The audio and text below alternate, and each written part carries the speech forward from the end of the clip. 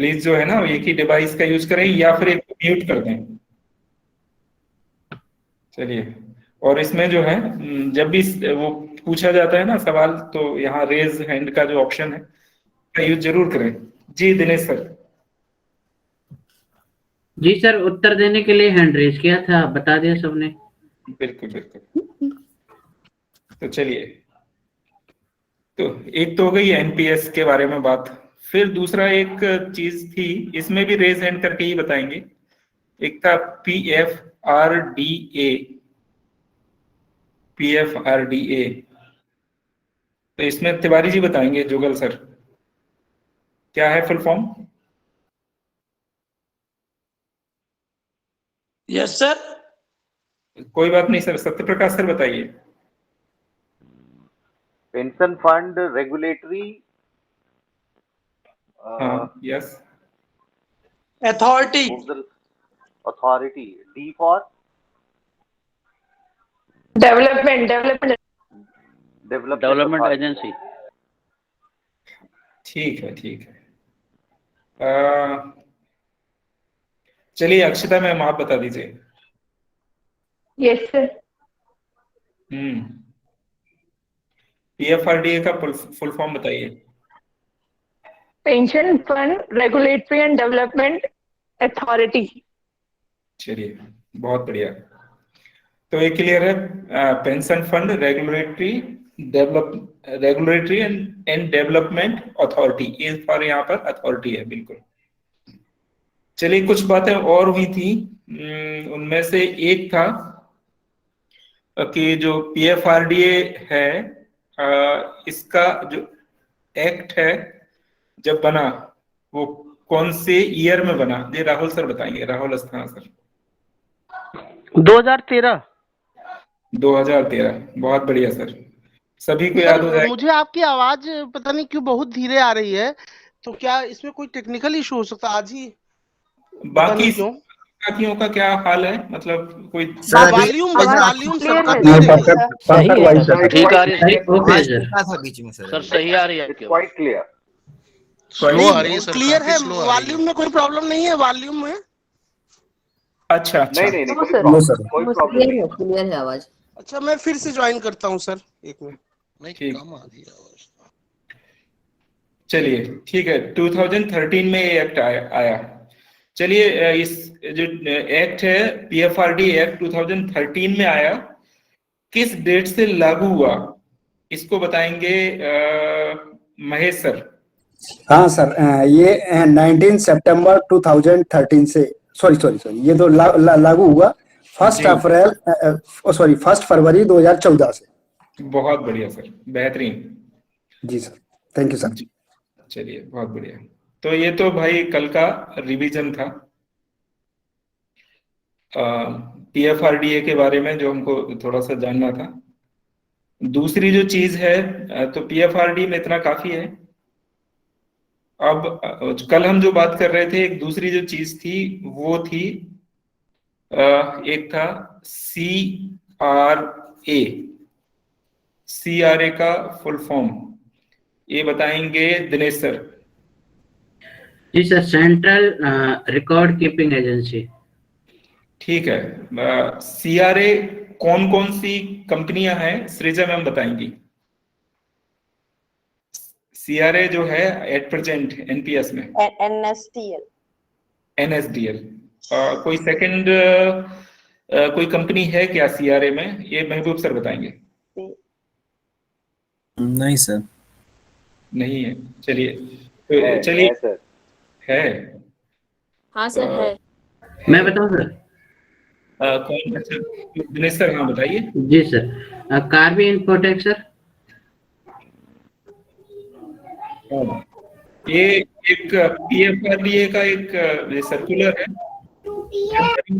3/2017 का। इसमें लिखा हुआ है operationalization of Karvy Computershare private limited as second central record keeping agency for NPS regular, NPS lite और APY,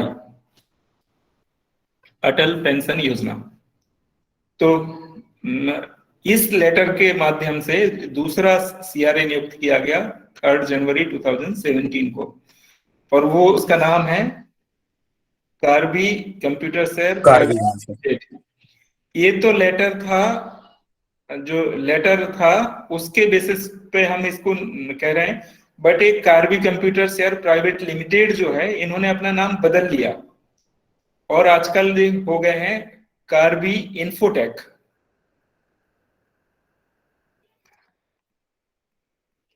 Karbi infotech private limited. हाँ सर, ये आधार कार्ड में भी काम करती है ये लोग। हाँ, ये कंपनी आधार कार्ड का भी काम करती है। हाँ हाँ, ये पहले क्या है कि जी,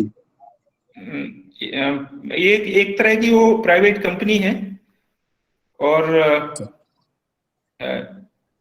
इसको भाई प्राइवेट नाम से पता है, पहले इसका नाम जो इन्होंने रखा था उससे देखो हमको कुछ अंदाजा लग रहा है कि पहले ये कंप्यूटर फील्ड से रिलेटेड कंपनी थी, बाद में ये क्या हुआ कि फाइनेंस वाले फील्ड में आ गई।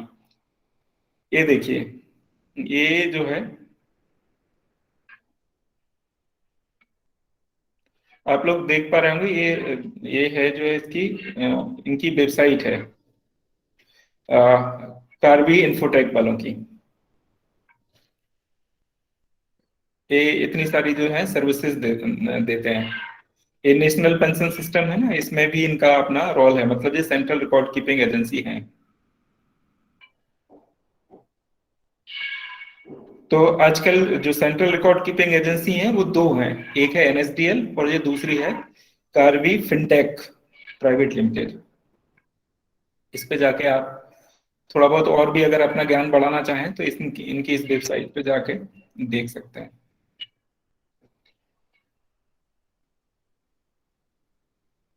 तो चलिए, तो अब नाम से ही पता है कि सेंट्रल रिकॉर्ड कीपिंग एजेंसी,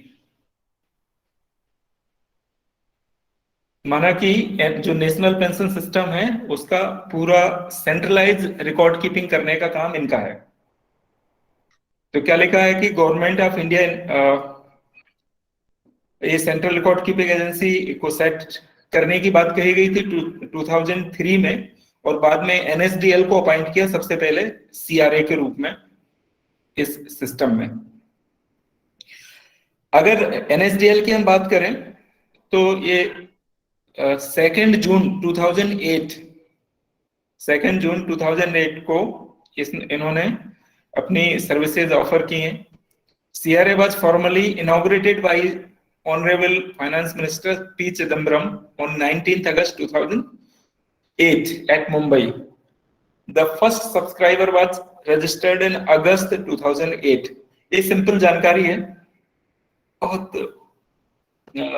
महत्वपूर्ण नहीं, बस एक सामान्य सी बात है, इसको थोड़ा सा याद रखने की भी नहीं, बस एक जानकारी के लिए कि 2008 में इसको सीआरए को अपॉइंट किया गया था, मतलब एनएसडीएल को अपॉइंट किया गया था सीआरए 2008 में, और वो कार्बी इन्फोटेक प्राइवेट लिमिटेड है वो उसको जो है 2017 में। तो अब कुल मिला के हम जो एनपीएस सिस्टम है उसमें 2 सीआरए हैं। सीआरए के फंक्शंस क्या होते हैं, नाम से ही पता है, रिकॉर्ड कीपिंग एजेंसी। मतलब सबसे पहली बात होगी वो रिकॉर्ड कीपिंग। सारे जितने भी उसके सब्सक्राइबर्स हैं या इसके जो भी फंक्शंस होते हैं उन सभी का रिकॉर्ड रखना, उनकी इंफॉर्मेशन देना, ये सारी चीजें। Administration and customer service functions for all NPS subscriber, एक बात। दूसरा है issue of unique permanent retirement account number two each subscriber. जो हमारे एनपीएस के साथी हैं उन सभी को ये प्रान नंबर मिला हुआ है। जब भी एक प्रान जनरेट होता है तो वो कम्युनिकेट किया जाता है और बाद में फिर पूरा एक प्रान किट आती है। तो कौन बताएंगे हमारे साथी कि प्रान में कितनी डिजिट्स होती हैं प्रान नंबर में? जी अनिल शर्मा सर। 16 डिजिट है सर। 16 डिजिट है? May be No, sir. Sir है 11 No, sir, 12. 11 करेक्ट। 11 अच्छा 12 होते हैं, 12 सर डिजिट 12 12 होती है।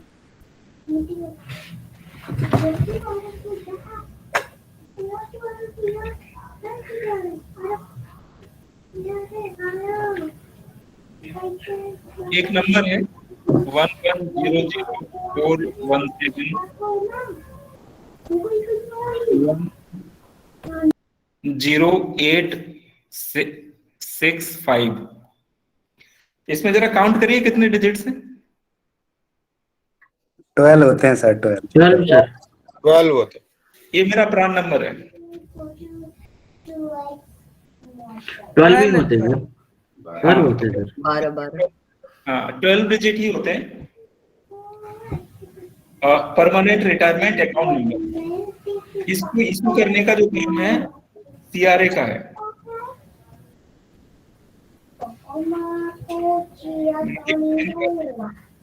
दिनेश सर,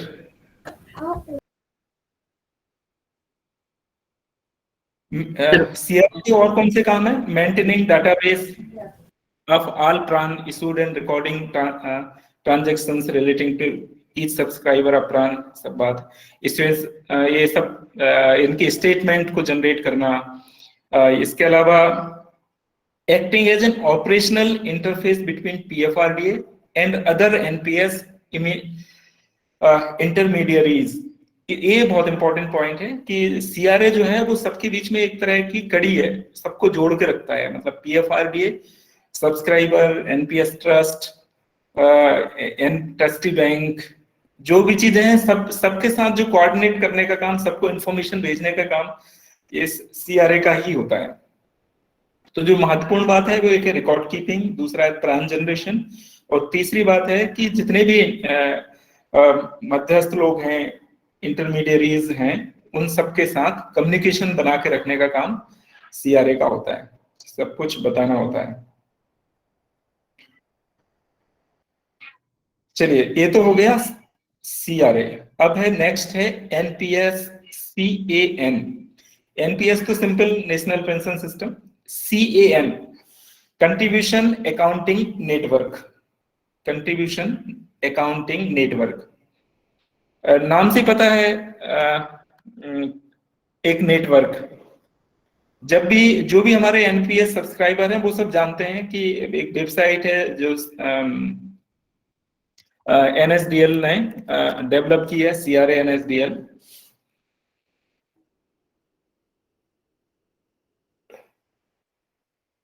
कुछ इस तरह की वेबसाइट है नेशनल पेंशन सिस्टम वाली, जिसमें ये सब्सक्राइबर मैं अपना प्राण यूजर आईडी, यहाँ पे प्राण नंबर होता है और अपना पासवर्ड और कैप्चा डाल के हम इसको लॉगिन करके, और काफी चीजें हम मतलब हमारा कितना फंड जमा हुआ है, नहीं हुआ है, कब हुआ है, अब उसकी कितनी, काफी चीजें हम इसमें एक्सेस कर सकते हैं ऑनलाइन। इसमें अलग अलग लॉगिन दिए नोडल ऑफिसेस के लिए और सब्सक्राइबर के लिए। इसके अलावा इस पे पूरा विजिट करेंगे तो काफी चीजें इसमें पता लगेंगी। तो ये जो वेबसाइट है लगभग हम इसी को मान सकते हैं कि ये एनपीएस सीएएन है। माने एक सॉफ्टवेयर है जो इस पूरे एनपीएस सिस्टम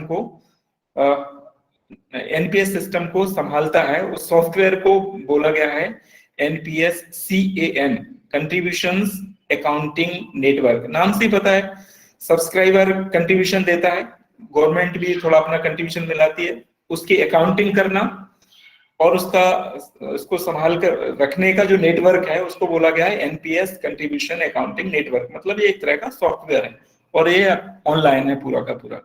और इस एनपीएस सीएएन को जो डेवलप किया है वो जो भी सीआरए कंपनीज हैं उनके द्वारा इसको डेवलप किया गया है।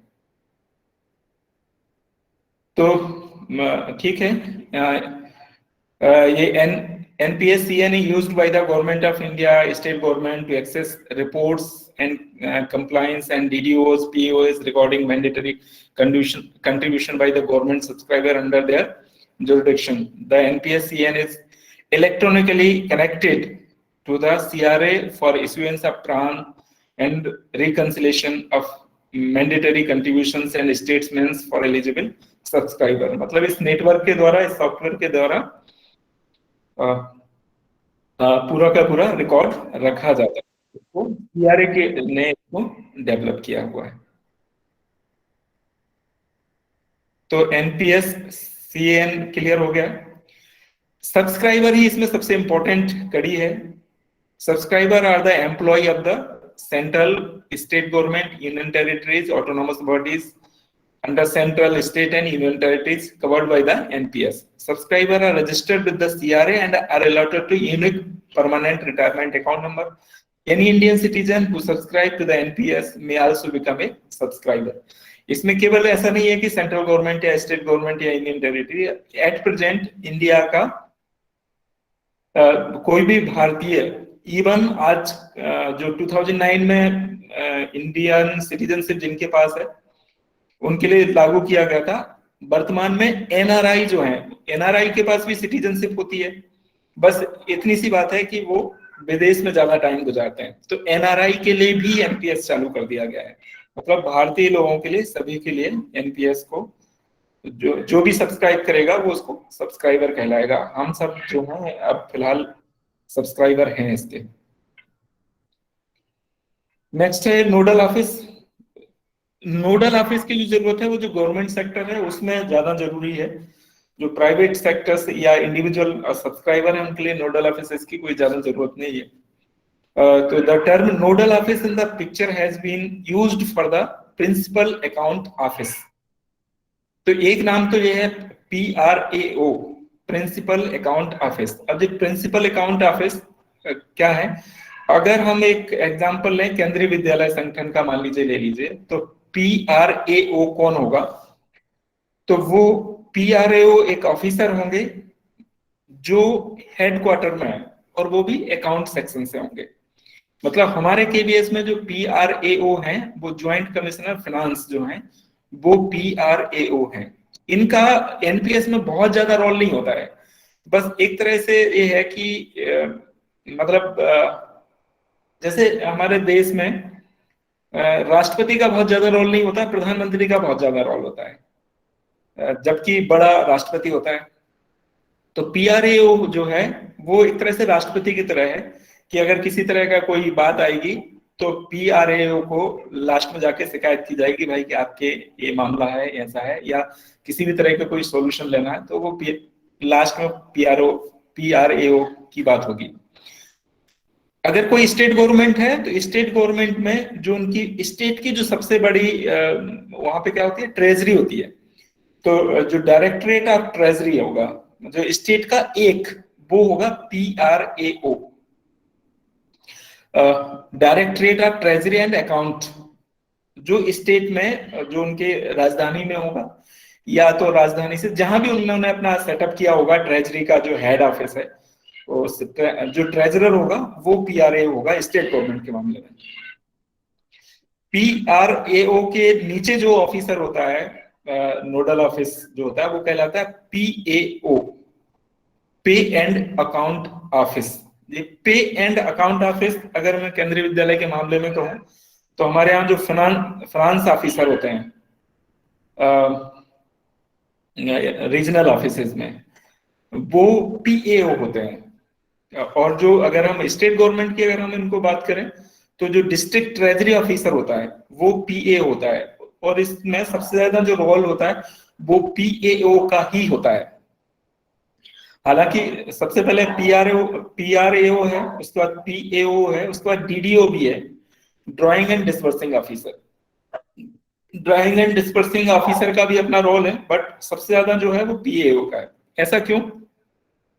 क्योंकि जो भी सब्सक्राइबर जितना भी उसका जो कंट्रीब्यूशन होगा उसको जमा करने का काम PAO का ही होता है। PAO ही इसको भेजता है ऊपर। मतलब जितने भी कंट्रोल्स होते हैं वो सारे के सारे PAO के पास, फंक्शनली PAO के पास होता है। DDO उसको अपलोड नहीं कर सकता, PRAO भी अपलोड नहीं कर सकता। अपलोड करने का काम जो है वो PAO का होता है, इसलिए PAO थोड़ा ज्यादा इंपॉर्टेंट हो जाता है। तो इस हायरार्की में एकदम समझ में आ गया होगा, PRAO, PAO और DDO ये नोडल ऑफिस हैं। केंद्रीय विद्यालय में डीडीओ प्रिंसिपल होता है, पीएओ फाइनेंस ऑफिसर होता है, और पीआरएओ जो है वो हेड ऑफिस में ज्वाइंट कमिश्नर फाइनेंस जो है वो है। अभी तक किसी को कोई डाउट है? अगर कोई बात पूछनी है तो बताइए, नहीं तो कुछ आगे चलते हैं। मेरी आवाज? नमस्कार सर। जी मैम, नमस्कार मैडम। सर ट्रस्टी बैंक अभी पीछे, ट्रस्टी नहीं क्या, ट्रस्टी बैंक, हाँ, यही वर्ड यूज किया था ना शायद? हाँ अभी आएंगे मैडम इस पे, बिल्कुल ठीक है, ओके सर। ट्रस्टी बैंक पे और कोई बात है तो कहिए।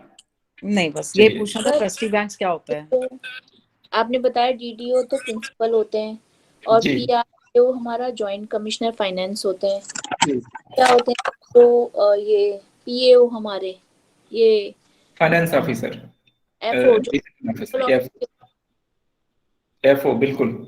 जी जी, थैंक यू सर। सर मैं ये जानना चाह रहा था।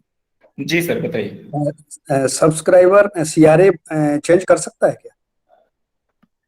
हाँ बिल्कुल चेंज कर सकता है। जैसे एनएसडीएल समझ में नहीं आ रहा है तो कार्य कर सकता है? बिल्कुल कर सकता है, कोई इशू नहीं है। जी जी जी, थैंक यू सर। तो नोडल ऑफिस के जो फंक्शंस हैं वो क्या है? Registration of the subscriber. जो नोडल ऑफिस है, डीडीओ है, पीएओ है, पीआरओ है, इनके जो काम है उनमें से क्या है? Registration of the subscriber.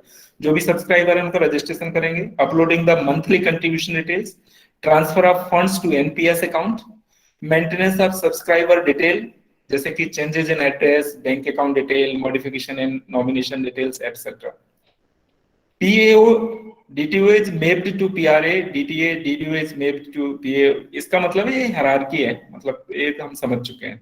तो इम्पोर्टेंट बात क्या है कि मेनली जो नोडल ऑफिसर्स के काम है वो रजिस्ट्रेशन करना है, मंथली कंट्रीब्यूशन अपलोड करना है, फंड को ट्रांसफर करना है, ये सारे काम जो है वो नोडल ऑफिसर्स के हैं। इसमें एक जो नेक्स्ट बढ़ा है पॉइंट ऑफ प्रेजेंस, पीओपी, ये हमारे गवर्नमेंट से इसका बहुत ज्यादा संबंध नहीं है। जो अभी हम नोडल ऑफिसेस की जो बात कर रहे थे, अगर कोई प्राइवेट सब्सक्राइबर है तो उनके काम में नोडल ऑफिस और पीओपी लगभग एक ही तरह का मामला है। पॉइंट ऑफ प्रेजेंस क्या है? जैसे नोडल ऑफिस वाले हमारा काम करते हैं कि वो मंथली कंट्रीब्यूशन अपलोड करते हैं, फंड ट्रांसफर करते हैं, तो पीओपी का काम भी सेम वही है। बस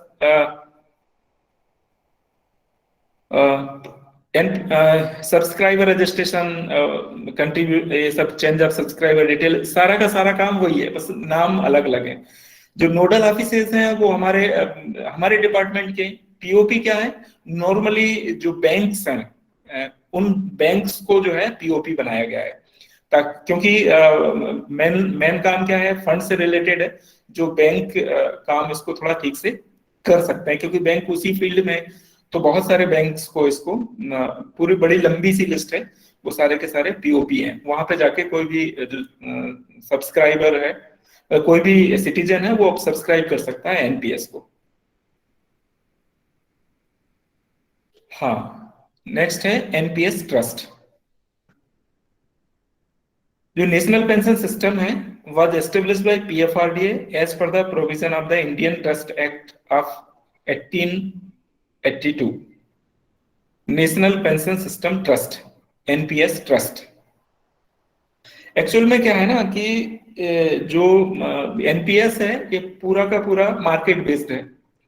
माना सब्सक्राइबर से पैसे लिए जाएंगे, गवर्नमेंट अपना कंट्रीब्यूशन मिलाएगी और दोनों कंट्रीब्यूशंस को एक बैंक में, जिसको ट्रस्टी बैंक बोलेंगे, उसमें जमा कर दिया जाएगा और वहां से फिर वो पैसा फंड मैनेजर्स को दिया जाएगा। फंड मैनेजर्स जो होते हैं उसको मार्केट में इन्वेस्ट करते हैं।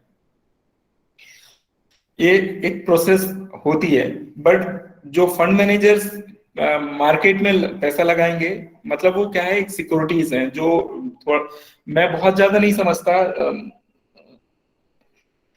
मार्केट को, बट जो लोग हमारे मार्केट में काम करते हैं, शेयर्स में काम करते हैं, वो चीजें समझते हैं कि मार्केट में जब भी पैसा लगाया जाएगा म्यूचुअल फंड के फॉर्म में या किसी के भी फॉर्म में, तो जो म्यूचुअल फंड होगा उसका कोई ना कोई मालिक होगा। अगर जिसके की उस पे साइन होंगे उसको मार्केट में शेयर करने के लिए। तो ये एनपीएस ट्रस्ट क्या है कि पीएफआरडीए ने एक ट्रस्ट बनाया, जो हमारा इंडियन ट्रस्ट एक्ट 1882 है, उसके आधार पर एक ट्रस्ट बनाया। और जो एनपीएस ट्रस्ट होगा वो उन सारी सिक्योरिटीज का एक तरह का मालिक होगा, जो साइन करेगा इस बात पे, मतलब उसके जो ट्रस्टीज होंगे वो उस पे साइन करेंगे कि इसको कहाँ लगाना है, कैसे लगाना है, उसका देखभाल, जो पैसा है उसको देखभाल करने का काम है वो एनपीएस ट्रस्ट का है।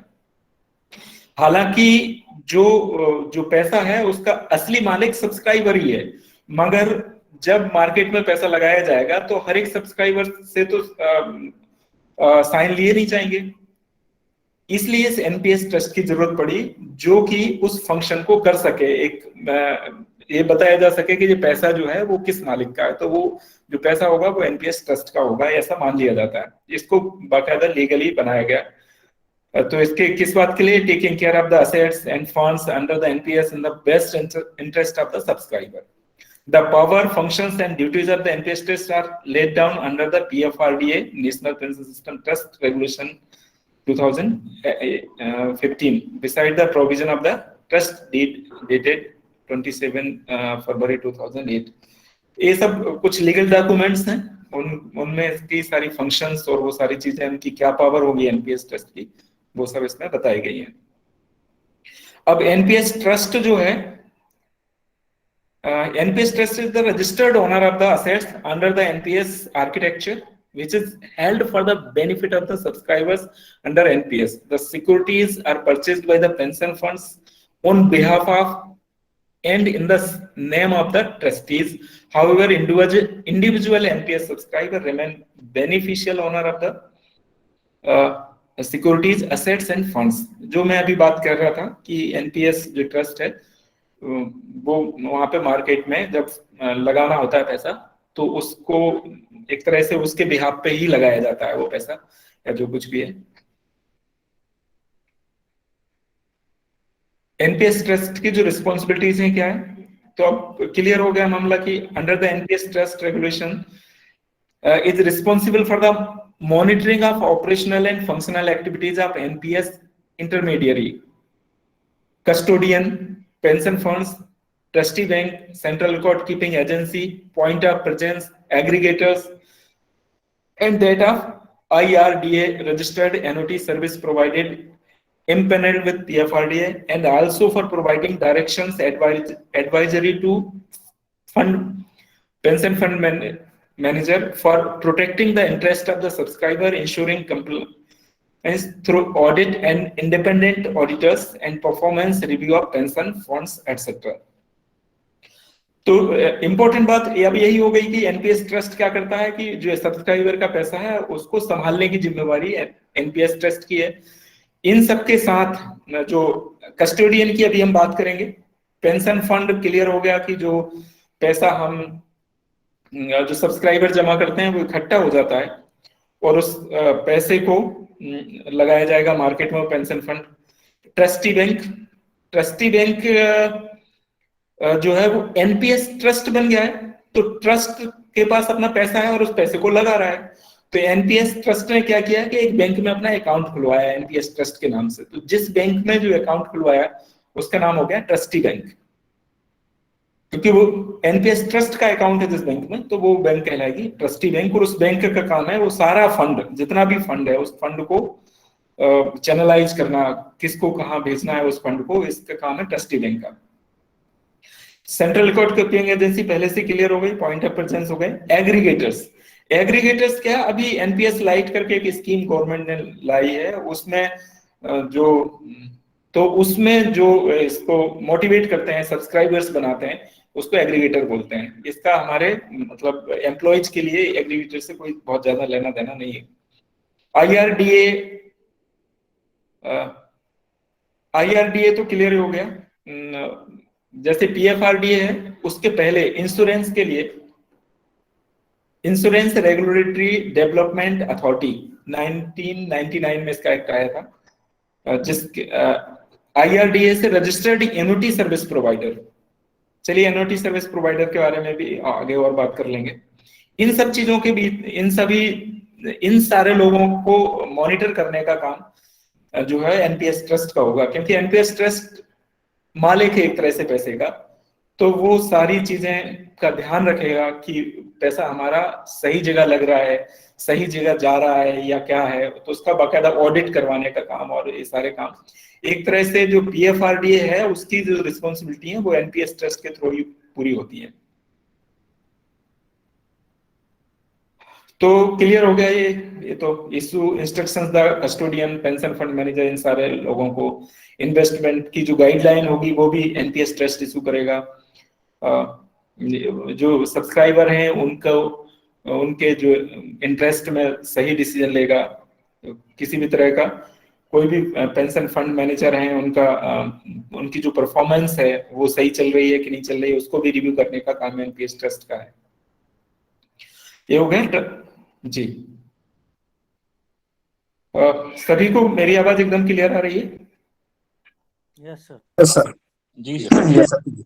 ठीक है, तो अब बात है ट्रस्टी बैंक। हालांकि बात हो गई है, तो जो हमारा ट्रस्ट है जिसने पीएफआरडी ने जिसको एस्टेब्लिश किया है is being responsible for taking care of the fund under the NPS. The trust would hold an account with a bank and this bank would be designated as trustee bank.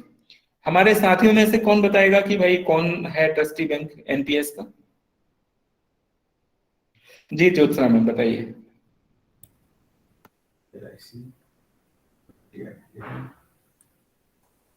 Trustee bank कौन है NPS का? SBI sir. SBI नहीं है जी। Sunita ma'am बताइए।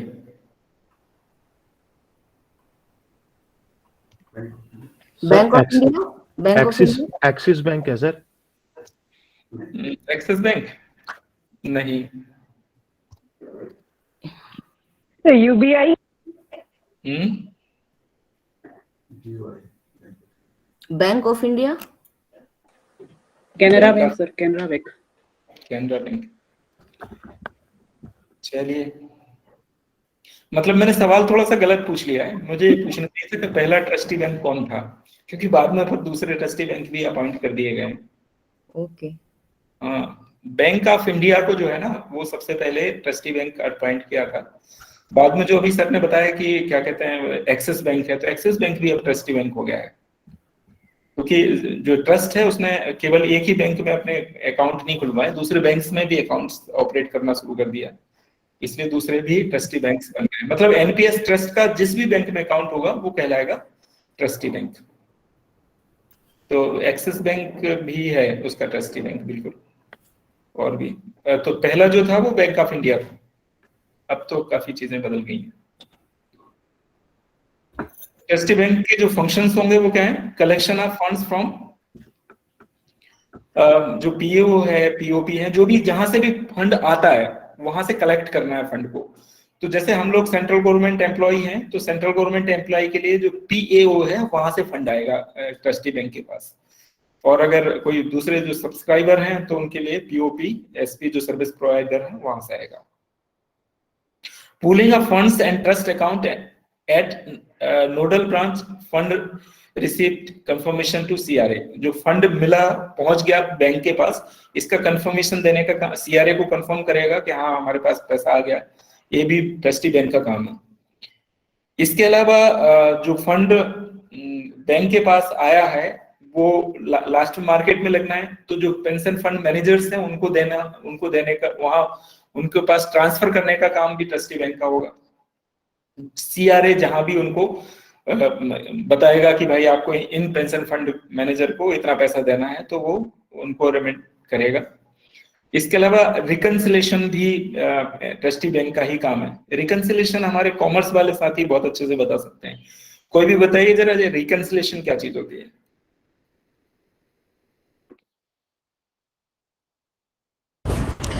Sir मैं explain करूं reconciliation. जो हम एक्सपेंडिचर करते हैं वो सारे पैसा जो पीछे से जितना भी एक्सपेंडिचर होता जा रहा है, आगे हमें फंड मिल रहा है, और फिर उसका जो एक्सपेंडिचर हो रहा है उसका जो रिकॉर्ड रखते हैं पुराने रिकॉर्ड के रिलेशन में, उसको रिकंसिलेशन कहते हैं। आई मीन ऐसा नहीं है कि इस बार ही हमें पैसा आया और हमने खर्च कर दिया और फिर उसको भूल गए। जो पुराना हमारा रिकॉर्ड चल रहा है, पुराने जो बैलेंसेस हैं उनको कैरी फॉरवर्ड जब करते हैं उसको बोलते हैं रिकंसिलेशन। बिल्कुल, बहुत बढ़िया मैम। जी सोनल मैम बताइए। सोनल मैम। हेलो, हाँ हाँ जी sir. when there is a difference between two balances, okay, so to जी। find out the reason regarding the differences of the two balance, we prepare a statement, okay, and in that statement we write the reasons of differences, and at the end the difference is come out, okay, so that statement is known as the reconciliation statement. बहुत बढ़िया ma'am, बिल्कुल सही। कुल मिला के सरल भाषा में हम ये कहें कि जो भी पैसा है उस जो क्रेडिट डेबिट जो कुछ भी हो उसको हिसाब किताब रख लेना बिल्कुल ठीक से कि उसको रिकंसिलेशन बोलते हैं। तो फंड तो ये काम ट्रस्टी बैंक का ही है, क्योंकि रिकंसिलेशन के बिना जो है इस बात का विश्वास करना मुश्किल है कि वो पैसा बिल्कुल सही जगह लगाया, कहीं इधर उधर तो नहीं चला गया। रिकंसिलेशन ही फाइनली सेट करता है कि हाँ मतलब जितना आया था उतना ही गया है, बीच में कहीं इधर उधर गायब नहीं हुआ है। चलिए, पेंशन फंड मैनेजर, नाम से ही पता है pension fund manager. Mutual fund जो होता है वहां सिर्फ फंड मैनेजर होता है, मतलब वो फंड को मैनेज करने वाला। यहाँ पे पेंशन फंड मैनेजर है, मतलब हम सबका जो फंड जो लगने वाला है इसमें एनपीएस में वो पेंशन फंड है, तो उस फंड को मैनेज करने का काम जो करेगा वो कहलाएगा pension fund manager. Stand for pension fund manager appointed by PFRDA. ये PFRDA pension fund manager NPS system में अपॉइंट करते हैं। किस बात के लिए? To invest the pension fund contribution of all the subscriber in various schemes. जो pension funds के जो गवर्नमेंट सेक्टर्स के जो पेंशन फंड मैनेजर हैं वो एलआईसी पेंशन फंड लिमिटेड। इसमें ध्यान रखना है एलआईसी नहीं है, एलआईसी की अपनी सब्सिडरी है एलआईसी पेंशन फंड लिमिटेड। उसी तरह से SBI pension funds private limited and UTI retirement solutions limited. ये यहाँ भी मैं फिर बात कहूंगा कि ये जो है हम गवर्नमेंट ने सबसे पहले इनको अपॉइंट किया था। अब इसके अलावा भी काफी पेंशन फंड मैनेजर्स अपॉइंट कर दिए हैं पीएफआरडी ने। वो लंबी सी एक फिर इसमें भी आगे लिस्ट बढ़ गई है। बट जो गवर्नमेंट के जो डिफॉल्ट स्कीम है जिसमें कि हम अगर डिफॉल्ट स्कीम के तहत जाते हैं तो हमारा पैसा इन 3 फंड मैनेजर के को ही दे दिया जाता है 34% करके, और ये अपना इसको इन्वेस्ट करते हैं पैसे को। ये तीनों में बांट दिया जाता है जो डिफॉल्ट स्कीम है। अगर सब्सक्राइबर चाहे तो इनको अपना फंड मैनेजर भी चेंज कर सकता है, मगर उसको फिर एक्टिव स्कीम में जाना पड़ेगा। तो पेंशन फंड मैनेजर के जो काम क्या वही होंगे क्या? Performance of investment management functions under the NPS PFMS invest strict in accordance with the guidelines issued by the PFRDA, या फिर एनपीएस ट्रस्ट इनकी जो गाइडलाइंस है उनके हिसाब से करना है। Provides daily NAB under NPS. NAB की फुल फॉर्म तो होती है नेट असेट वैल्यू। इसको डिस्क्राइब कौन करेगा? हमारे कोई कॉमर्स वाले साथी हैं तो बताएं, या फिर जिनको अच्छे से पता है एनएबी मतलब क्या?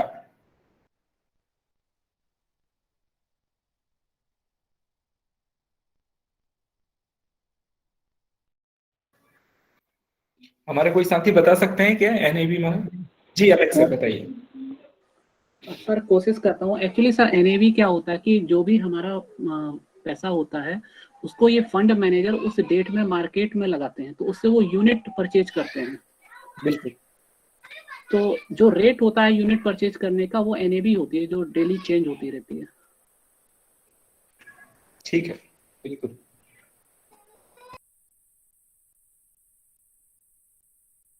और कोई साथी अगर प्रकाश डालना चाहे? जी तिवारी जी आप कुछ कहना चाहते हैं? हाँ सर, जैसे मैं छोटा सा एग्जांपल देके बताता हूँ कि 100 रुपीज आज मान लो फंड मैनेजर ने इन्वेस्ट किया और आज एनईबी का जो रेट है वो 10 रुपीज है, तो 10 एनईबी आ जाएगा।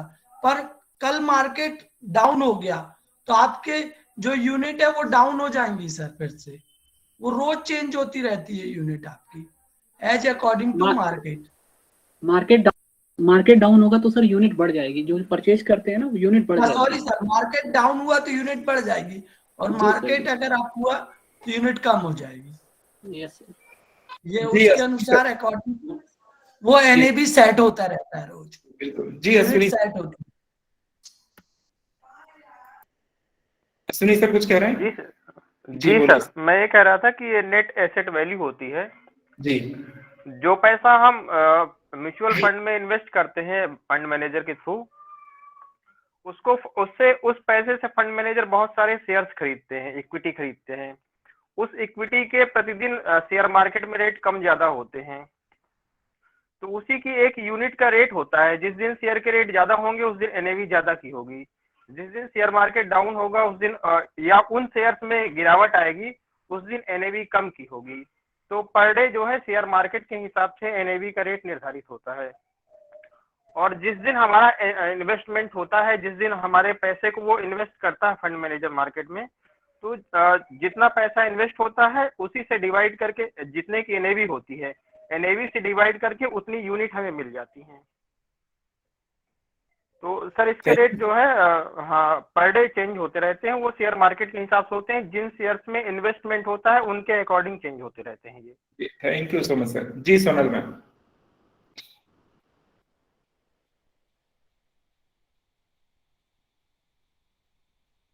सोनल मैम कुछ कह रही हैं? हाँ जी सर, जी सर। नेट एसेट्स मतलब कंपनी की टोटल एसेट्स माइनस उसकी लायबिलिटीज। टोटल एसेट्स माइनस उसकी लायबिलिटीज होगी, उसको हम बोलेंगे net assets. And total units से जब हम उसको डिवाइड करेंगे तो हमारे पास जितने यूनिट्स है, ठीक है, उसकी पर वैल्यू जो हो जाएगी वो हमारे लिए हो जाएगी नेट एसेट वैल्यू। मतलब हमारी कंपनी के एसेट्स में कितनी हिस्सेदारी है ना, उसको हम बोलेंगे नेट एसेट वैल्यू सर। जी ma'am, thank you so much ma'am. जी सरिता मैम कुछ कह रही हैं आप?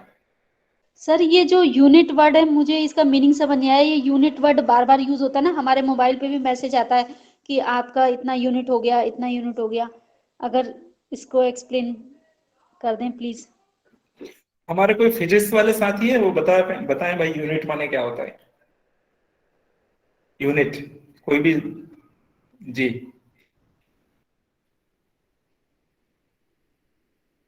यूनिट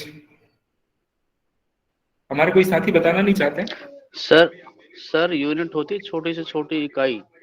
तो किसी भी कोई भी क्वांटिटी है उसको हम छोटी से छोटी इकाई में मेजर करते हैं, वो उसकी यूनिट है। सरिता मैम थोड़ा क्लियर हो क्या? जी सर जी। बहुत ही सिंपल सी बातें हैं। मतलब सर यूनिट मतलब मेजरमेंट करने के लिए एक सिस्टम बनाया गया है मेजर करने के लिए, वो यूनिट है।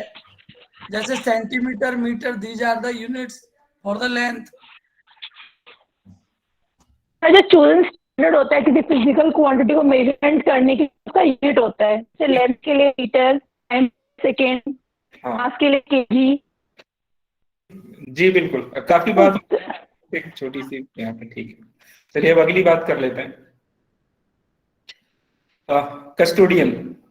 यहाँ पे एक कस्टोडियन बड़ा इंपॉर्टेंट एक इंटरमीडियरी है। ये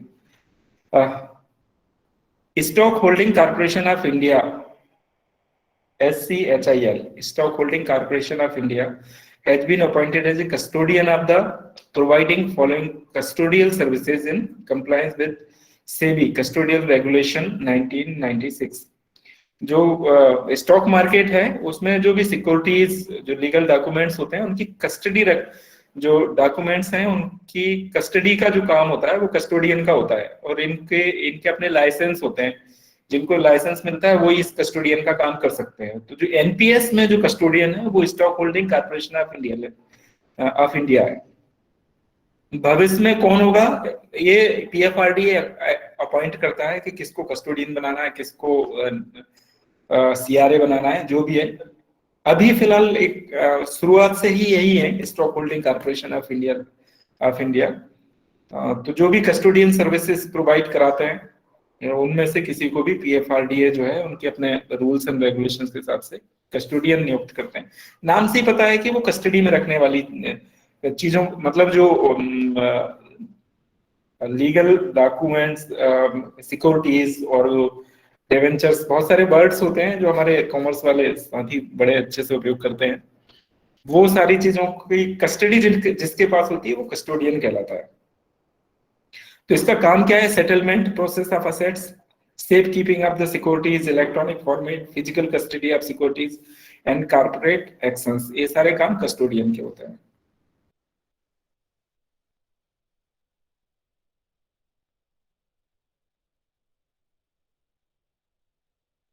एक वर्ड है एनओटी सर्विस प्रोवाइडर।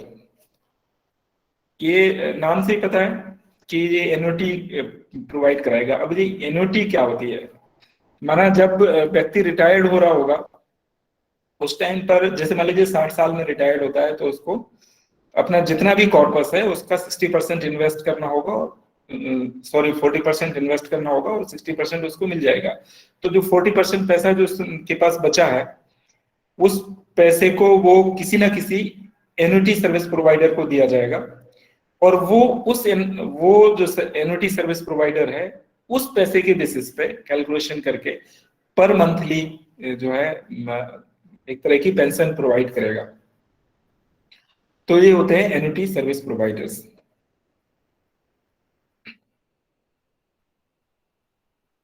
ये इसकी बहुत सारी स्कीम है।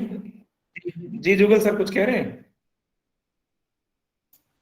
सर ये एक था आउट ऑफ सिलेबस क्वेश्चन था सर। अभी लिस्ट आई है, हम लोग देखे थे, इतनी कम पेंशन दी है जो कोविड वगैरह में डेथ हो गई है जिनको। एनपीएस में बहुत, इस पे हम बात कर लेंगे अभी बाद में, अभी जरा इसको है ना out. Thank you sir. Sir बिल्कुल। एनपीएस जो आर्किटेक्चर है इसका एक तरह का फ्लो है। इसमें जो है जो रेगुलेटर है वो है पीएफआरडीए, क्लियर है। पूरा रेगुलेशन करने का काम है पीएफआरडीए का। इसमें आप देख पा रहे होंगे सेंट्रल रिकॉर्ड कीपिंग जो कीपर है एनएसडीएल, और साथ में कार्वी इन्फोटेक प्राइवेट लिमिटेड, ये जो सेंट्रल रिकॉर्ड कीपिंग एजेंसी है, ये सारी चीजों की सारी इंफॉर्मेशन देने का काम इसका है।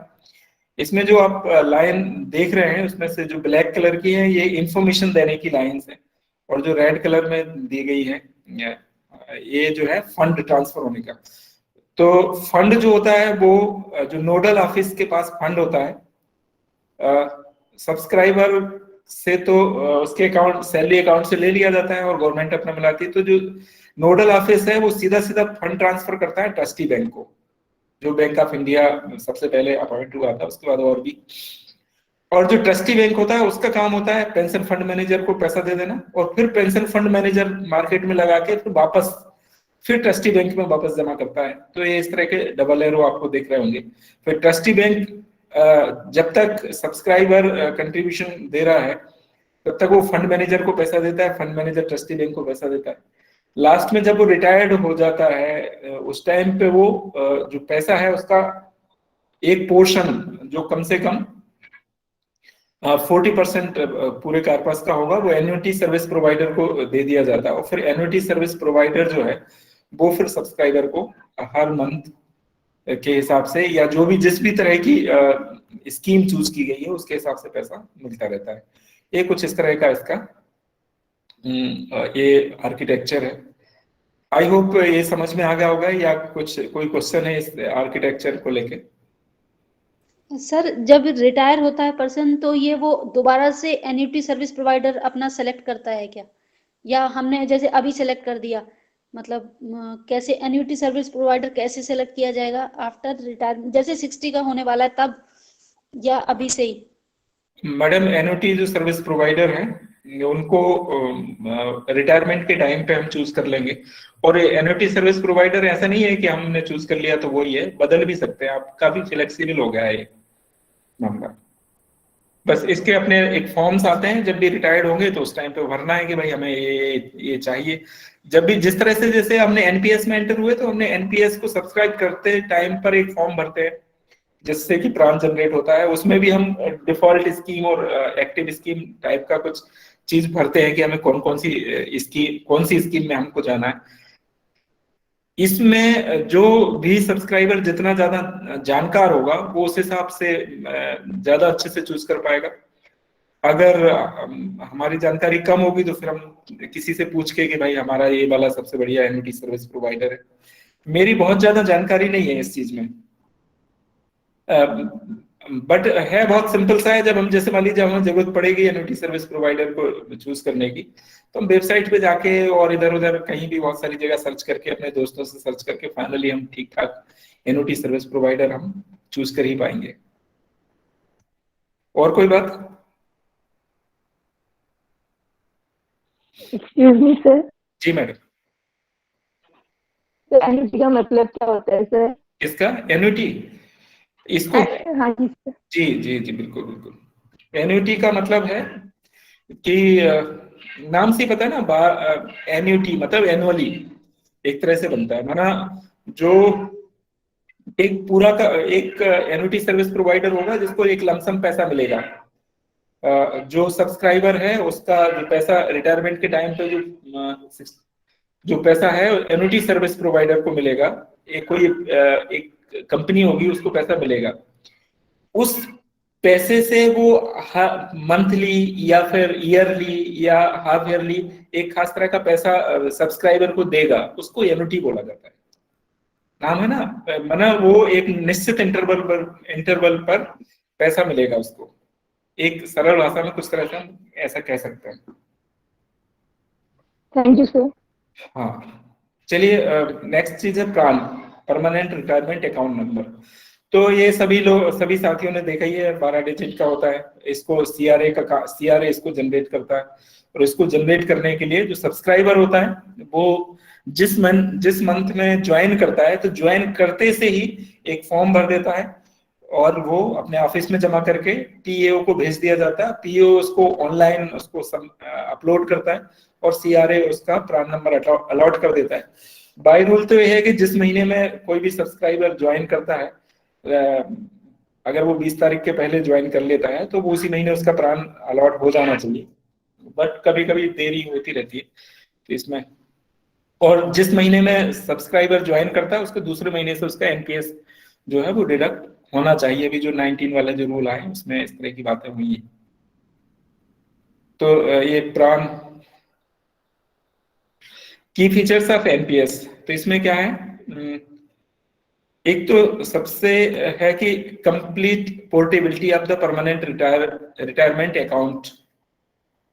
जो परमानेंट रिटायरमेंट अकाउंट जो नंबर है जो हमको मिला हुआ है प्राण, ये पोर्टेबल है। पोर्टेबल होने का मतलब क्या है कि अभी हम सेंट्रल गवर्नमेंट एम्प्लॉई हैं, हमने मान लीजिए इस जॉब को छोड़ दिया और हम स्टेट गवर्नमेंट में चले गए, तो हमको अलग से फिर दोबारा प्राण नंबर अलॉट करवाने की जरूरत नहीं। जो हमारा पुराना प्राण है उसी में हमारा एनपीएस आगे से जमा होने लगेगा। अब मान लीजिए स्टेट गवर्नमेंट में भी मजा नहीं आया और हमने कोई प्राइवेट कंपनी ज्वाइन कर ली, तब भी हमें अलग से किसी प्राण की जरूरत नहीं। उसी प्राण नंबर पे हम वहां उस कंपनी में भी अपना सब्सक्रिप्शन जमा कर सकते हैं। मान लीजिए कब लगा कि हमको नौकरी करना ही नहीं है, मतलब नौकरी में मजा नहीं आ रहा है, तो मालिक बनना है और हमने अपना बिजनेस चालू कर लिया, तब भी एम्प्लॉय चाहे तो उस परमानेंट रिटायरमेंट अकाउंट नंबर में अपना कंट्रीब्यूशन जमा कर सकता है।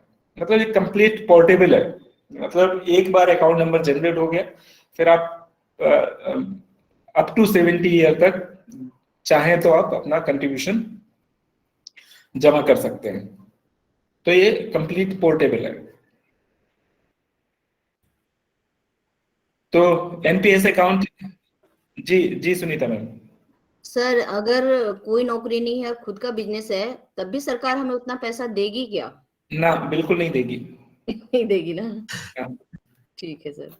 हाँ, ये सरकार जो पैसा है वो तभी देगी, अपने एम्प्लॉय को ही देती है, बाकी को नहीं देती है। Okay sir. हाँ, NPS account can be operated from anywhere in the country irrespective of the employment and geography. Clear हो गई बात? एम्प्लॉयमेंट की बात कर ली, ज्योग्राफी की भी क्लियर हो गई। और सर ये तो मार्केट पर निर्भर है ना, तो ऐसा तो नहीं कि उस समय मार्केट डाउन होगा तो हमारा पैसा कम हो जाएगा और कम मिलेगा रिटायरमेंट के समय? बिल्कुल बिल्कुल ये है, अगर ऐसा ही है ऐसा ही है ना, तो बहुत डेंजरस है। करेक्ट है मैडम ये। फ्रॉम शेयर मार्केट जैसा हाल हो गया ना, कम उस समय रेट रहेगा तो अपने को कम मिलेगा फिर। हम लोग रूल्स पढ़ रहे हैं ना, है ना, बाकी चीजें बाद में। Okay sir. हाँ फ्रॉम, तो एक पीओपी से दूसरे पीओपी इधर उधर, मतलब कंप्लीटली पोर्टेबल है, किसी भी उसमें जो है ना ट्रांसफर कर सकते हैं। अब टैक्स के मामले में बात कर लें, tax treatment for NPS. Tax का क्या मामला है एनपीएस को लेके? तो एनपीएस में टैक्स का जो मामला है, जब एक दो तरह से है कि जब हम इन्वेस्ट कर रहे हैं और जब हमें इसका पैसा मिल रहा है। तब इन्वेस्ट कर रहे हैं तो मतलब हमारा जो सब्सक्राइबर है उसमें हमारा दो तरह के कंट्रीब्यूशन, एक गवर्नमेंट मिला रही है और एक हमारा अपना सब्सक्राइबर का है। तो गवर्नमेंट जितना भी मिला दे, जैसे पहले 10% जो कंट्रीब्यूशन हुआ करता था वो गवर्नमेंट करती थी, आजकल 14% हो गई है। तो चाहे वो 10% हो या 14%, जितना भी पैसा गवर्नमेंट मिलाएगी उस पर टैक्स नहीं लगेगा, मतलब उसमें टैक्स में छूट रहेगी। जो एम्प्लॉय है, एम्प्लॉय का अपना जो कंट्रीब्यूशन है उसमें भी छूट मिलती है, पर उसमें लिमिट है, और वो लिमिट क्या है? 1,50,000 रुपीज। अगर एम्प्लॉय का जो सब्सक्रिप्शन है पूरे साल भर का वो 1,50,000 रुपीज से ऊपर होता है तो उस पर टैक्स लगेगा। बट इसमें एक और बेनिफिट है कि इन्होंने एक और सेक्शन बाद में जोड़ा, शायद 16 या 17 में जोड़ा होगा, कि जो एम्प्लॉय का जो कंट्रीब्यूशन है उसमें एक्स्ट्रा 50,000 रुपीज का और बेनिफिट मिलेगा। इनकम टैक्स एक्ट जो है वो 80CC-D-1B एक सेक्शन जोड़ा, इसमें 50,000, मतलब एम्प्लॉय अपना जो कंट्रीब्यूशन है उसमें 2 लाख तक का, उसको 2 लाख तक का अगर कंट्रीब्यूशन है तो उस पर टैक्स नहीं लगेगा, पर 2 लाख से ऊपर का कंट्रीब्यूशन होगा तो उस पर टैक्स लगेगा। तो एनपीएस, अब बात क्या है कि ये तो जमा करते टाइम की बात हो गई। जब पैसा हमको मिलेगा, मतलब रिटायरमेंट के टाइम पर, तो रिटायरमेंट के टाइम पे जो हमको पैसा मिलेगा 60% मिलने वाला है, 40% वहां जमा हो जाएगा, ये कंपलसरी है। ऐसा नहीं है कि 60% हमको मिलेगा, हम चाहे तो अपना एन्युटी ज्यादा पैसे से भी खरीद सकते हैं, पर हमारी ये शर्त है कि कम से कम 40% हमें जमा करके रखना है, एन्युटी सर्विस प्रोवाइडर को देना ही देना है 40%, और 60% लमसम हम ले सकते हैं। तो जो 60% हमको लमसम मिलने वाला है उसमें 40% जो पैसा है उस पर तो टैक्स नहीं लगेगा, पर जो 20% है, मतलब 40% के ऊपर का जितना भी पैसा होगा वो टैक्सेबल होगा, मतलब उस पैसे पे टैक्स लगेगा। इसके अलावा जो एन्युटी हमको मिलेगी हर महीने, जिस तरह से अभी सैलरी मिलती है, सैलरी पे टैक्स लगता है, ऐसे ही एन्युटी जब हमको मिलेगी तो भी टैक्स लगेगा। जैसे पेंशनर्स होते हैं, उनके अपने पेंशन पे टैक्स लगता है, मतलब टैक्स लगने का मतलब समझते हैं, वो जो उनकी रेट्स हैं, स्लैब्स हैं, जैसे 2.5 लाख रुपए तक कोई भी टैक्स नहीं लगना है तो नहीं लगेगा। अगर एन्युटी जो है हमारी वो जो लिमिट है उससे ऊपर जाती है तो टैक्स लगेगा। जी संजय सर, जी चौहान सर, बोलिए सर। मेरा क्वेश्चन ये था कि इसमें जो 150+50 है जी, ये टायर 1 में है, टायर 2 में 50,000 अलग से करने पर होता है? बिल्कुल, बहुत ही सही सवाल है सर। बिल्कुल, जो टैक्स का मामला है, एक्चुअल में जो परमानेंट रिटायरमेंट अकाउंट नंबर है ये 2 तरह से ओपन होता है। एक टियर 1, मतलब जो रिटायरमेंट अकाउंट नंबर है उसमें अकाउंट 2 तरह से लिंक होते हैं, एक टियर 1 एक टियर 2। मतलब जितने भी हमारे गवर्नमेंट एम्प्लॉई हैं वो सब टियर 1 में जाते हैं। उनके पास एक ऑप्शन होता है कि वो चाहे तो अपना टियर 2 अकाउंट भी ओपन कर सकते हैं, मतलब अपनी तरफ से कुछ पैसा अगर जमा करना चाहे तो उसमें कर सकते हैं, वो टियर 2 अकाउंट होता है। तो जो टैक्स बेनिफिट है वो सारे के सारे टियर 1 अकाउंट में है, टियर 2 में टैक्स बेनिफिट नाम की कोई चीज नहीं है, मतलब टियर 2 में कोई भी बेनिफिट नहीं है, मतलब टैक्स को लेके। अब बात आती है कि टियर 2 अकाउंट खुलवाएं क्यों, तो उसका कुछ मार्केट वाले, जैसे मान लीजिए आप म्यूचुअल फंड लगाते हैं तो उसमें बीच के जो खर्चे होते हैं, म्यूचुअल फंड मैनेजर होगा, ये होगा, उनकी सबकी फीस होती है, तो एनपीएस में फीस थोड़ी कम है बाकी मार्केट की तुलना में, तो लोग टियर 2 अकाउंट खुलवा सकते हैं, और टियर 2 में टैक्स बेनिफिट कुछ नहीं है। वैसे तो आज का टाइम हो गया है, पूरे 9 बज गए हैं, दूसरा टाइम शुरू हो गया 100% वाला, पर चलिए 8-10 क्वेश्चन जल्दी से जो अभी पिछले सालों में हमारे केवीएस में एग्जाम में आए उनको कर लेते हैं। जी कपिल सर। सर मैं ये कह रहा था कि जो गवर्नमेंट एम्प्लॉइज जीपीएफ के तहत आते हैं वो भी अपना एनपीएस का टीयर 2 अकाउंट खुलवाते हैं और उनको टैक्स बेनिफिट तो शायद मिलते हैं। टीयर 2 अकाउंट में रिबेट नहीं मिलता सर, वो लोग टीयर 1 अकाउंट खुलवाते हैं, ना कि टीयर 2। टीयर 2 में कोई टैक्स बेनिफिट नहीं। मतलब तो उनका टीयर 1 अकाउंट खुल सकता है जीपीएफ जैसे जो है वो जब मतलब सरकारी कर्मचारी वो टीयर 1 अकाउंट खुलवा सकते हैं अपना? खुलवा सकते हैं सर, उसमें खुलवा सकते हैं। जी पांडे सर। वो तो आम citizen. Brijesh Pandey sir. Sir मैं ये कह रहा था, जो रिटायरमेंट के टाइम पे जो उसको 60% पैसा मिलेगा उस पे टैक्स लगेगा पूरे पे? पूरे पे नहीं लगेगा सर, 40% पे रिबेट है, मतलब 40% तक जो पैसा है उस पे नहीं लगेगा, 20% पे लगेगा tax. Okay sir, thank you. Sir ये अगर कोई जीपीएफ वाला है और वो एनपीएस अकाउंट खुलवाता है तो फिर आफ्टर रिटायरमेंट उसे 2 पेंशन मिलेंगी, एक जीपीएस और एक एनपीएस की?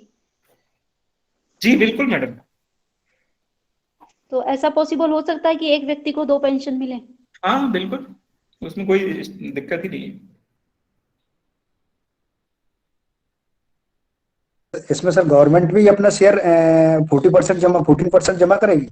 बिल्कुल नहीं करेगी सर, वो जो जीपीएफ वाले हैं इस सिस्टम में नहीं आते हैं, वो अपना टैक्स देने के लिए अपना टीयर 1 अकाउंट ओपन करवा लिया उसमें as a general citizen sir. General citizen, yes, as a general citizen करवा सकते जी। Thank you sir.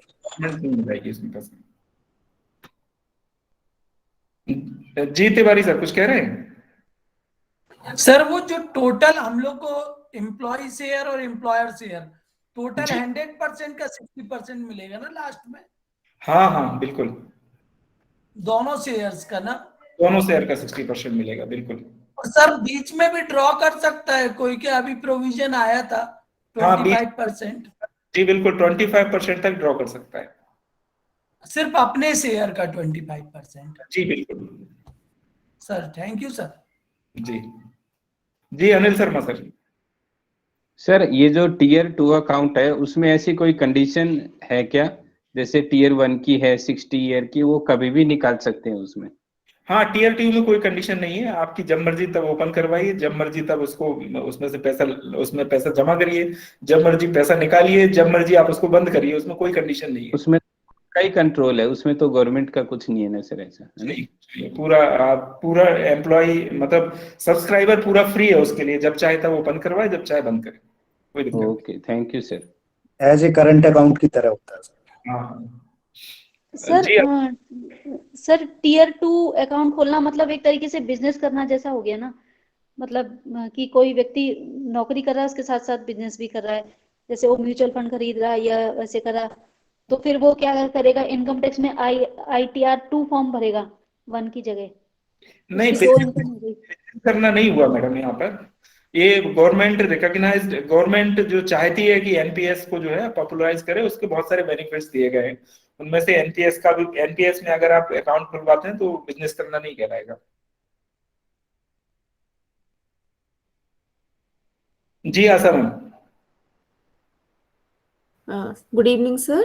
जी ma'am. Sir I just wanted to know कि अगर टीयर 1 अकाउंट खुलवाते हैं अलॉन्ग विद जीपीएफ तो उसका क्या एक्स्ट्रा बेनिफिट क्या होगा टैक्स में? कुछ नहीं, 50,000 रुपीज का रिबेट मिल जाएगा, मतलब जितना भी अभी जैसे आप 1,50,000 रुपए तक का सेविंग कर सकते हैं, फिर आप 2 लाख रुपए तक का कर पाएंगे बस। Okay sir, thank you. जी सत्य प्रकाश जी। सर वो अभी जो बात हो रही थी 60-40 का जो रेशियो है at the time of superannuation, जी, तो उसमें जो 60% है वो भी टैक्स फ्री है और जो 40% है वो भी टैक्स फ्री है? मैं ये जानना चाह रहा था, क्या नहीं, है क्या? सिर्फ जो एम्प्लॉय को मिलेगा, जो भी मतलब टोटल मान लीजिए 100% शेयर है, उसमें से 40% टैक्स फ्री होगा, इसके ऊपर जितना भी मिलेगा एम्प्लॉय को वो सब टैक्सेबल होगा, 40% तक ही टैक्स फ्री है, 40% के ऊपर टैक्सेबल। तो मतलब जो एन्युटी में जाएगा वो टैक्स फ्री होगा? एन्युटी, हाँ, क्योंकि एन्युटी वाला पैसा अभी आपको मिला नहीं है, तो बट उसमें जो एन्युटी मिलने वाली है वो टैक्सेबल होगी। जी जी, हाँ ओके ओके, हाँ बिल्कुल। Thank you.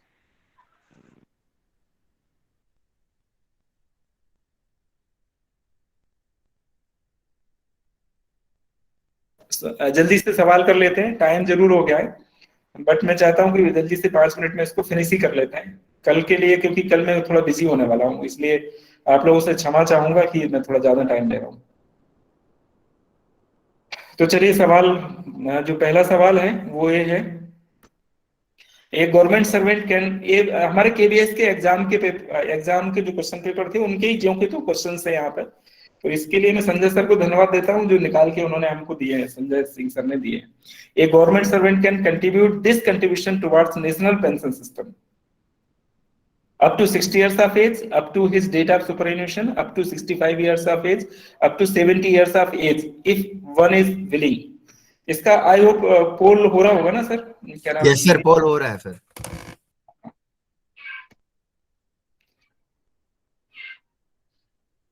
गवर्नमेंट सर्वेंट है वो अपना कंट्रीब्यूशन है वो किस एज तक कंट्रीब्यूट कर सकता है?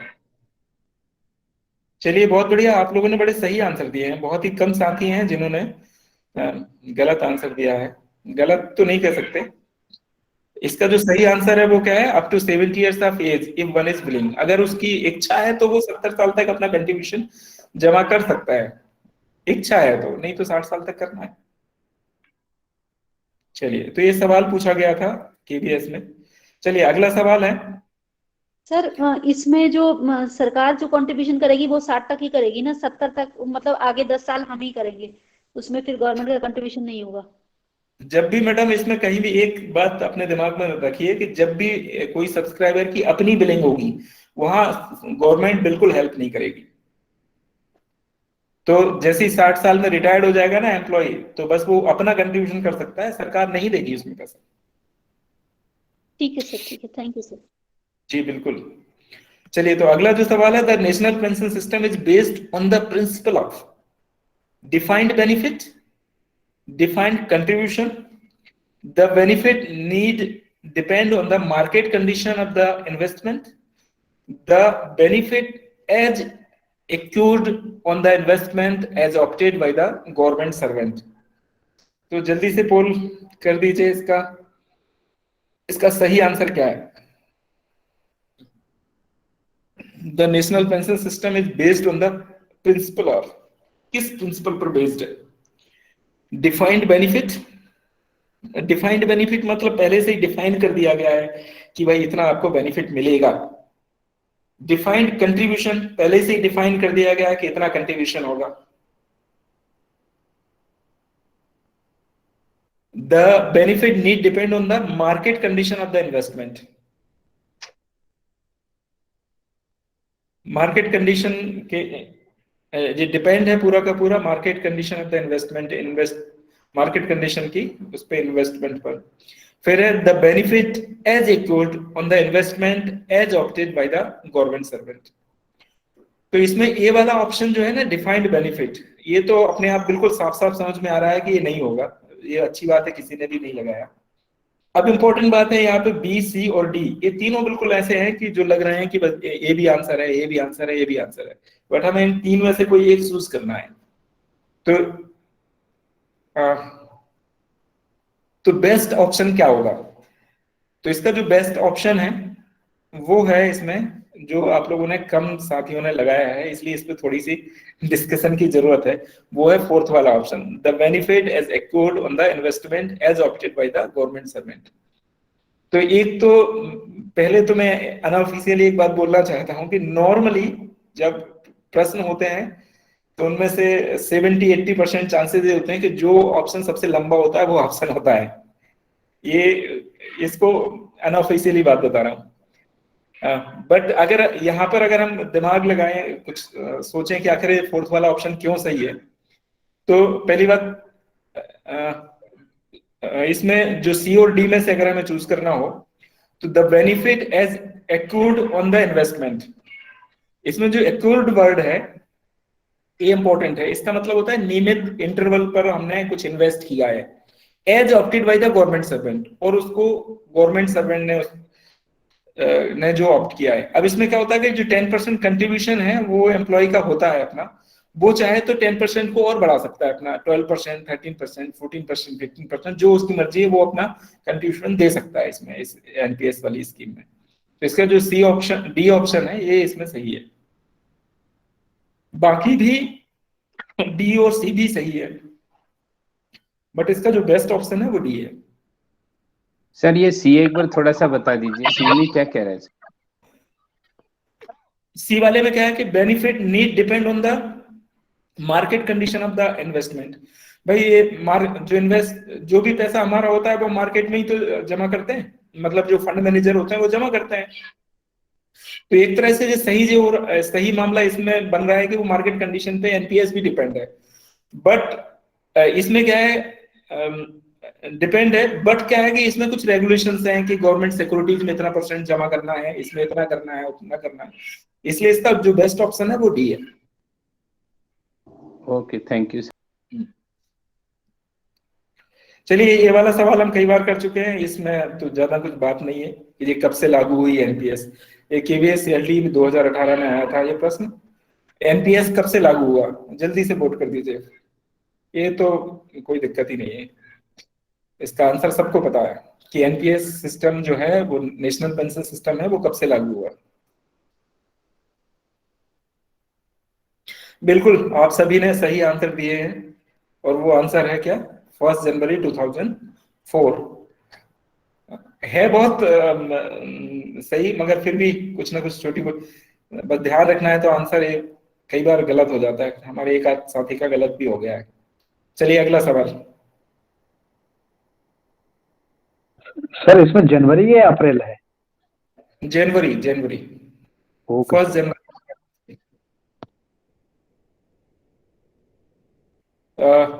इसमें है what would be the subscription towards NPS by a subscriber during suspension under new pension scheme. ये भी एलडी एग्जाम था 2018 में।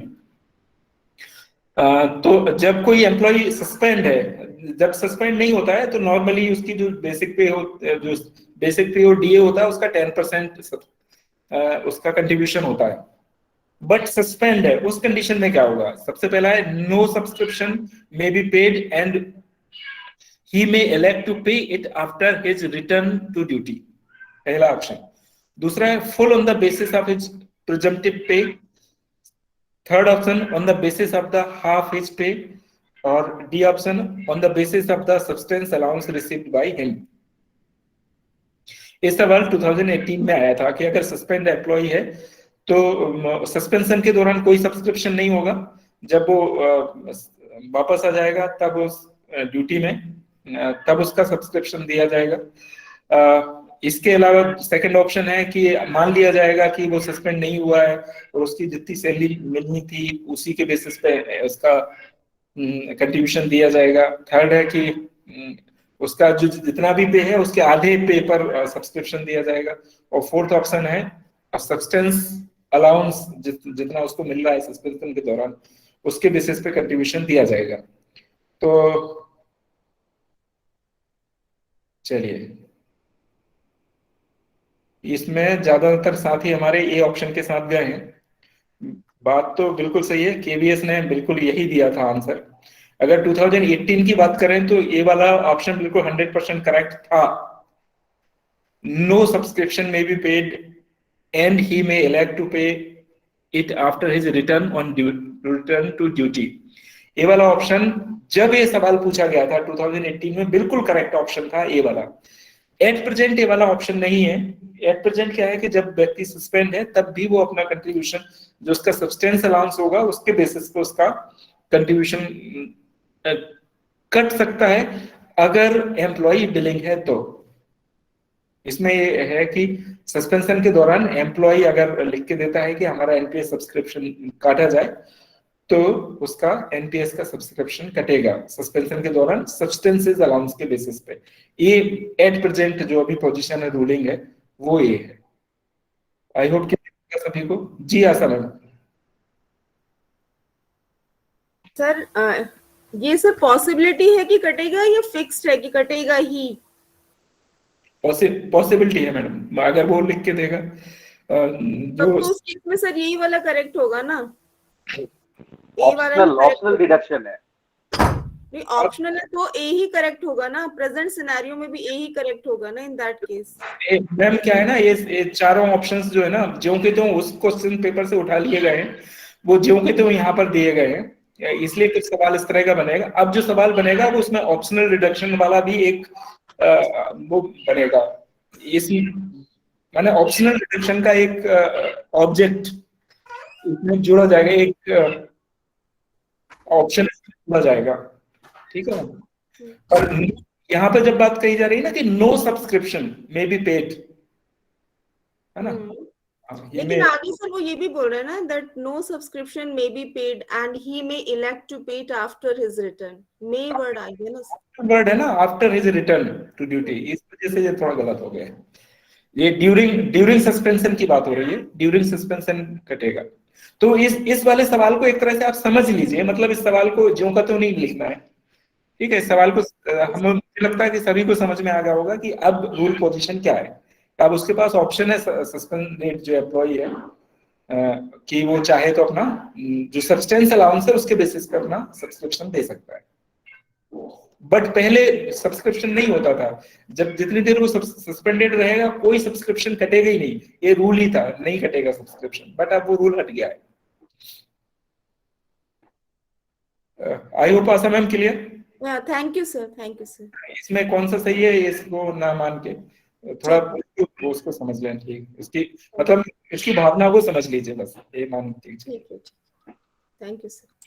चलिए ये सवाल दोबारा से आ गया है, तो इस सवाल को हम स्किप कर देते हैं, ये बात दोबारा से पूछ ली गई है क्योंकि ये नेक्स्ट क्वेश्चन पेपर में भी ये आया था। इसको यहाँ डाला सिर्फ इसलिए है क्योंकि ये वाला सवाल इतना इंपॉर्टेंट नहीं कि 2 बार पूछ लिया है ना, कि ये कब से लागू हुआ है एनपीएस, है ना। तो इसमें तो कोई बात ही नहीं है, सबको पता है 1 जनवरी 2004। नेक्स्ट क्वेश्चन है what is the rate at which a government servant is required to make a contribution under the new pension scheme.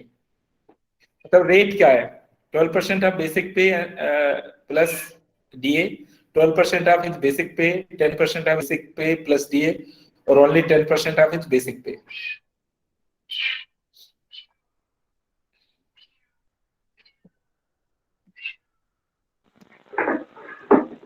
Bye mistake लग गया सर वो। सॉरी सर, बाय मिस्टेक ही हुआ है सर मेरे से भी। कोई बात नहीं सर, अभी बाय मिस्टेक में कोई समस्या नहीं है, बस ये जो है ना जिस दिन हम एग्जामिनेशन हॉल में बैठे हो उस दिन बाय मिस्टेक नहीं होना चाहिए बस। Okay okay sir, 10% plus DA है सर। हाँ ठीक है, बिल्कुल। इसमें क्योंकि प्रश्न जो पूछा गया है वो गवर्नमेंट सर्वेंट की बात की गई है, तो 10% है, अगर एम्प्लॉयर शेयर होता तो तब 14%। 14% प्लस डे सर, 14%।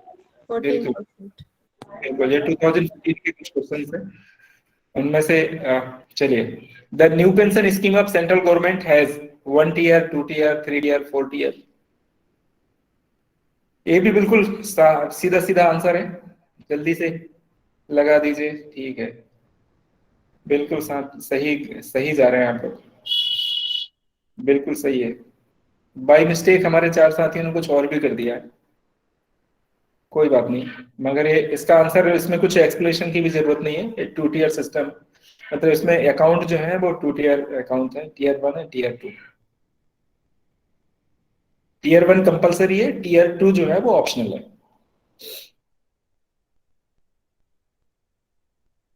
चलिए क्वेश्चन नंबर 8, एट एग्जिट और after the age of 60 years from the tier 1 of the new pension scheme, it is mandatory for a government servant to invest dash percentage of the pension wealth to purchase a annuity from an IRDA regulated life insurance company। IRDA से regulated life insurance company से annuity खरीदना जरूरी है। कितने % जो हमारा corpus है पैसा है उसका जो लास्ट में फाइनली जमा हुआ है उसके कितने % का एनुटी लेना जरूरी है जिससे कि पेंशन मिल सके। इतनी मिनिमम है, इससे ज्यादा की भी खरीदी जा सकती है रूल के हिसाब से, ये मिनिमम है, इतना तो खरीदना ही पड़ेगा एनुटी। बिल्कुल करेक्ट, हमारे एक भी साथी ने इस बार बाय मिस्टेक नहीं किया है। बिल्कुल करेक्ट, इसमें एक्सप्लेनेशन की कोई जरूरत नहीं बची है। चलिए, तो नेक्स्ट क्वेश्चन है, in case of government servant who leaves the tier 1 of the new pension scheme before attaining the age of 60, it is mandatory for the him or her to invest percentage of the pension wealth or purchase an annuity। अगर वो 60 year के पहले ही बाहर जाना चाहता है इस scheme से, तब क्या होगा, उसको कितने परसेंट एन्युटी खरीदनी पड़ेगी? 60 ईयर अभी नहीं हुआ है इसकी एज, और उसके पहले ही वो इस एनपीएस सिस्टम से बाहर जाता है, तो एन्युटी खरीदने का परसेंटेज क्या रहेगा? जल्दी से वोट कर दीजिए।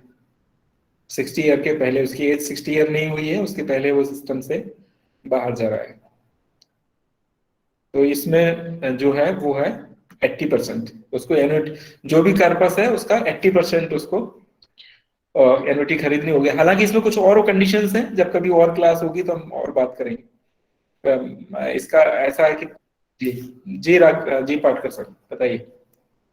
सर एक्चुअली जो the new pension scheme of central government है, जो 1 टीयर लिखा मैंने, सर अभी बताया था अभी कि 1 टीयर का सभी एम्प्लॉय गवर्नमेंट एम्प्लॉय का होता है, 2 टीयर के लिए वो 50,000 का अलग से करते हैं। जी, तो आंसर 1 टीयर है कि 2 टीयर है सर? 2 टीयर है सर।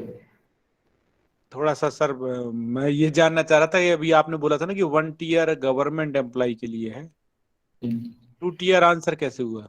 नहीं, ऐसा मैंने कब बोला कि भाई 1 टीयर है गवर्नमेंट एम्प्लॉय के लिए? मतलब टीयर 1 जो अकाउंट है वो सबके लिए कंपलसरी है। टीयर 2 अकाउंट आपकी मर्जी है, आप चाहे तो खुलवा लो और चाहे तो ना खुलवा। नहीं, इसमें एक वर्ड है ना सर, सेंट्रल गवर्नमेंट हैज लिखा ना। हाँ, तो सेंट्रल गवर्नमेंट के एम्प्लॉइज के कोई ऑप्शन मिला हुआ भैया इसका, कि ये जो है वो चाहे तो सेकंड टीयर भी ले सकता है। चलिए क्वेश्चन नंबर 10 है ना, ठीक है सर, वो ऑप्शन सेंट्रल गवर्नमेंट एम्प्लॉय के पास भी है कि वो चाहे तो टीयर 2 अकाउंट। तो क्वेश्चन नंबर 10 क्या है, central government servant under new pension scheme when retires from government service and attaining the age of 60 years of age would get percentage of pension wealth in cash। बस माना जब वो retired होगा 60 years में, तो उसको कैश में कितना पैसा, लमसम अमाउंट कितना मिल जाएगा एनओटी को छोड़ के। तो ये उसका जस्ट अपोजिट आंसर है, तो हमारे सभी साथी बिल्कुल समझदार हैं। जी पाटकर सर, कुछ और भी कहना है क्या? अभी संतुष्टि नहीं मिली है कि समझ में आया है कुछ? पाटकर सर कुछ कह रहे हैं?